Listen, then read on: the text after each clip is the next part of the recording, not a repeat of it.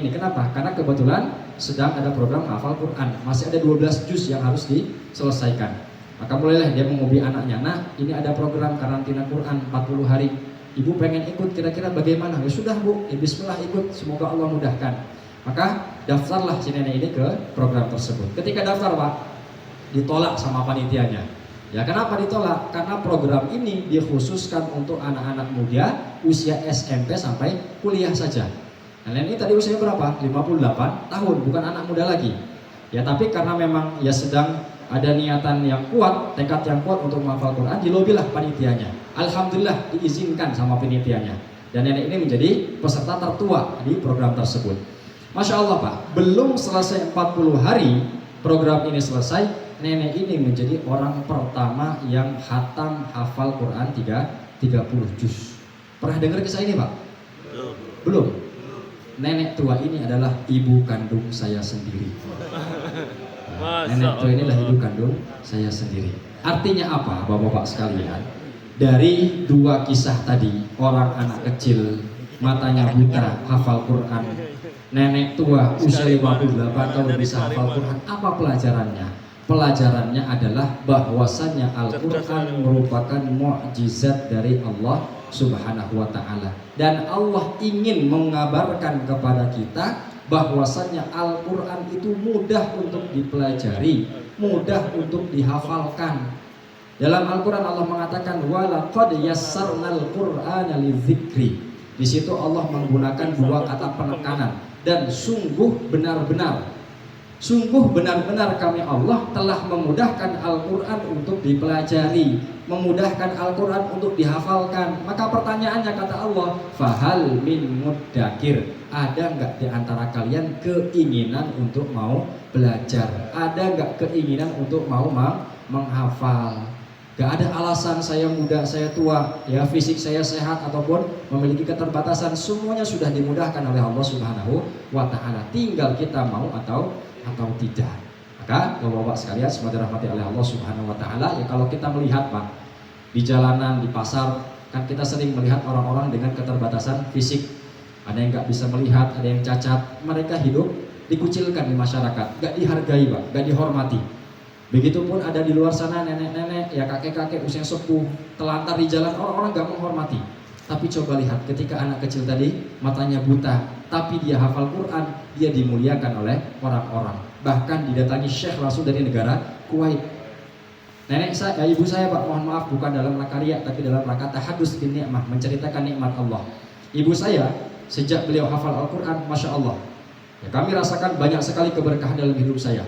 Ibu saya sering diundang untuk menjadi panitia program tahfidz seperti tadi. Pernah diundang ke Malaysia, ke Serang, kemanapun ya. Dan itu semuanya free, gratis. Bukan karena ibu saya hebat, tapi karena Al-Quran yang melekat pada hati ibu saya. Ya maka Pak, ini kaidah. Segala sesuatu yang bersanding dengan Al-Quran, segala sesuatu yang bersanding dengan Al-Quran, pasti dia akan menjadi mulia. Ya itu kaidah. Segala sesuatu yang bersanding dengan Al-Quran, pasti dia akan menjadi mulia. Kita buktikan Pak. Ya. Malaikat Jibril, Allah berikan tugas kepadanya untuk menyampaikan wahyu berupa Al-Quran kepada Nabi Muhammad SAW.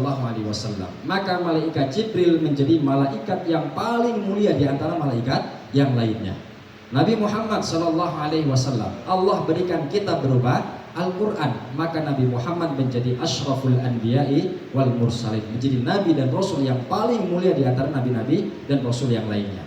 Kita umat Islam Pak, Allah berikan kepada kita pedoman kitab berupa Al-Quran. Maka umat Islam menjadi khairu ummah, menjadi sebaik-baik umat di antara umat yang lainnya karena Al-Quran.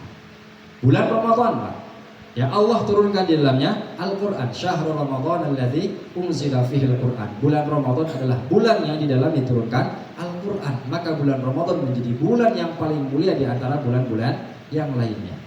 Malam Lailatul Qadar, ya Allah juga turunkan di dalamnya Al-Quran. Inna anzalnahu fi Lailatul Qadar. Sungguh kami telah menurunkan Al-Quran di malam Lailatul Qadar. Maka malam Lailatul Qadar menjadi malam yang paling mulia di antara malam-malam yang lainnya. Lailatul Qadar khairun min alfi syahr, lebih baik daripada seribu bulan. Ya. Telinga kita Pak, ya ini biasa saja. Masing-masing dari kita memiliki telinga, sama seperti yang lainnya, tidak ada bedanya.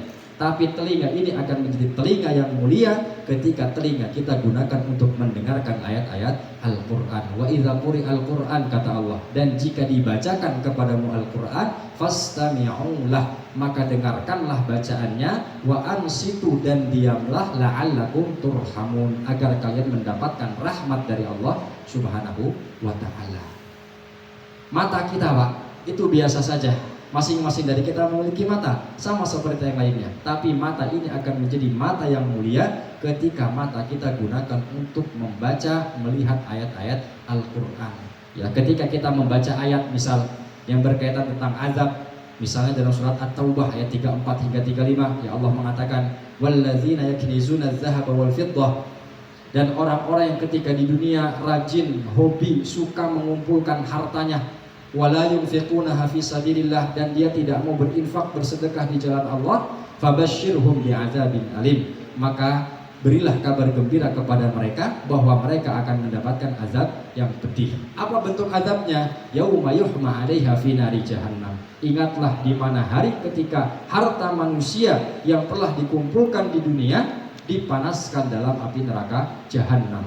Fatuqwa biha jibahuhum, lalu dengan panasnya harta tersebut disetrika dahi-dahi mereka, wa junubuhum, disetrika perut-perut mereka, wa zuhuruhum, disetrika punggung-punggung mereka. Hadza ma kanaztum li anfusikum, kata Allah, itulah harta yang dahulu ketika di dunia kamu kumpulkan tapi tidak mau kamu infakkan di jalan Allah.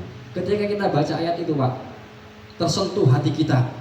Kita khawatir, takut kepada Allah, jangan-jangan kita termasuk ke dalam ancaman Allah tersebut. Maka menetes air mata kita karena takut kepada Allah Subhanahu wa ta'ala. Maka kata Rasulullah, ainani la yamassuhuman nar, ada dua mata yang tidak akan pernah disentuh oleh api neraka. Yang pertama, ainun bakat min khasyatillah, mata yang menetes airnya karena takut kepada Allah Subhanahu wa ta'ala. Wa ainun batat tahrusu fi sabilillah, dan mata yang digunakan untuk berjaga-jaga di perbatasan kaum muslimin. Bapak-bapak sekalian, semua dirahmati oleh Allah Subhanahu wa ta'ala, kulit sapi, Pak, kira-kira, Pak, orang-orang dijadikan bahan apa itu, Pak, kulit sapi? Sebagian orang, ada rambak, betul. Ada lagi dijadikan sepatu atau tas, ya. Tapi, Pak, coba lihat, ketika kulit sapi dijadikan sampul Al-Quran, orang-orang akan menghormatinya, orang-orang akan memuliakannya, dia akan diberikan wewangian, akan diciumi, dihormati. Benda mati saja, Pak, itu bisa menjadi mulia ketika bersanding dengan Al-Quran. Lalu bagaimana dengan kita, yang mana kata Allah, walaqad karramna bani Adam, sungguh kami telah memuliakan bani Adam, manusia. Manusia saja sudah mulia di sisi Allah, apalagi kalau bersanding dengan Al-Quran. Maka bahwa semua dirahmati oleh Allah Subhanahu wa ta'ala, ya, ketika kita cinta dengan harta kita, Pak, harta kita pasti akan membinasakan kita.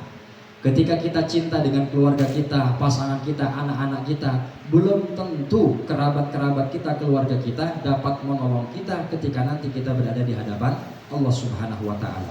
Tapi kalau kita cinta dengan Al-Quran, iqra'ul Quran, kata Rasulullah, bacalah oleh kalian Al-Quran, fa innahu ya'ti yaumal qiyamah syafi'an li ashabih, karena Al-Quran di akhirat nanti akan datang sebagai pemberi syafaat kepada orang-orang yang membacanya. Anak-anak kita, Pak, mereka yang kita cintai, mereka yang kita kasihi, mereka ya buah hati belahan jiwa kita, boleh jadi anak kita akan menjadi anak yang menjadi sumber petaka bagi kita ketika anak-anak kita tidak menjadi anak yang soleh. Yauma yafirrul mar'u min akhih, dalam surat Abasa Allah berfirman, ingatlah hari di mana seseorang lari dari saudaranya, wa ummihi, seseorang lari dari ibunya, Pak. Coba bayangkan, Pak, kita flashback ke belakang, bagaimana kita dahulu dikandung oleh ibu kita selama 9 bulan lamanya. Susah di atas susah ibu kita mengandung kita, tidur miring ke kanan gak nyenyak, ya ke kiri gak nyenyak, telentang juga susah nafas. Maka jenengan, Pak, kalau ingin rasanya gimana ibu hamil, jenengan beli semangka, Pak, atau melon silahkan. Dan nanti ditempel di perut pakai solasi 1 hari saja, Pak, gak usah 9 bulan. Ya rasakan gimana beratnya mengandung seorang anak. Betapa beratnya ibu kita mengandung kita. Begitu kita dilahirkan, ibu kita mempertaruhkan nyawanya. Bahkan di luar sana banyak para ibu, para bunda meregang nyawanya ketika melahirkan anak-anaknya. Begitu kita terlahir ke dunia, ibu kita menimang-nimang kita, mengasuh kita, tidak tidur ibu kita semalaman begadang hanya demi kita bisa terjaga dengan tenang. Bahkan ada seekor nyamuk pun menempel dalam tubuh kita, ibu kita tidak ridho. 2 tahun kita disusui oleh ibu kita. Ibu kita rela berbohong bahwa dirinya tidak sedang lapar hanya demi anak-anaknya bisa makan dengan kenyang.